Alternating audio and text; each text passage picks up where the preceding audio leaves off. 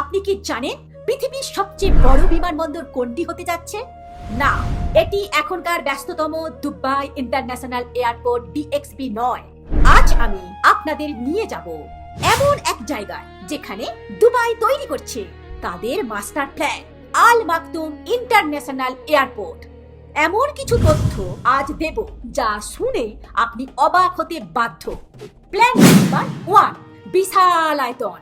এই এয়ারপোর্টটি পুরো ম্যানহাটন শহরের চেয়েও বড় হবে, প্রায় 70 বর্গ কিলোমিটার। এটি বর্তমান দুবাই এয়ারপোর্টের চেয়েও 5 গুণ বড় হতে যাচ্ছে।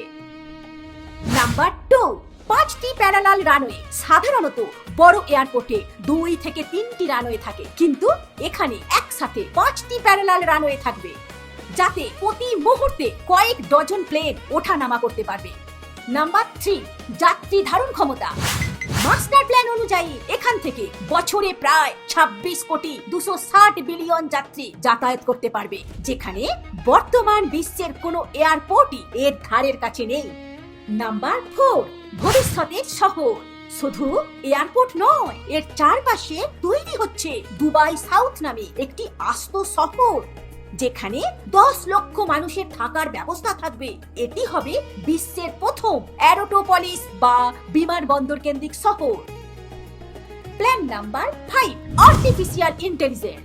এখানকার ইমিগ্রেশন হবে চোখের পলকে। স্মার্ট গেট এবং এআই টেকনোলজি ব্যবহার করে মাত্র কয়েক সেকেন্ডে সিকিউরিটি চেক পার হওয়া যাবে।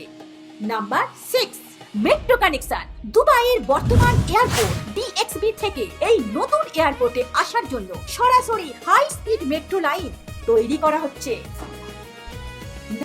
Number 7, climax. সবচেয়ে বড় খবর হলো আগামী 10 থেকে 15 বছরের মধ্যে দুবাইয়ের বর্তমান ব্যস্ত এয়ারপোর্ট থেকে সমস্ত ফ্লাইট এই নতুন আল মাকতুম এয়ারপোর্টে সরিয়ে নেওয়া হবে। এটাই হবে আগামীর দুবাইয়ের প্রধান গেটওয়ে।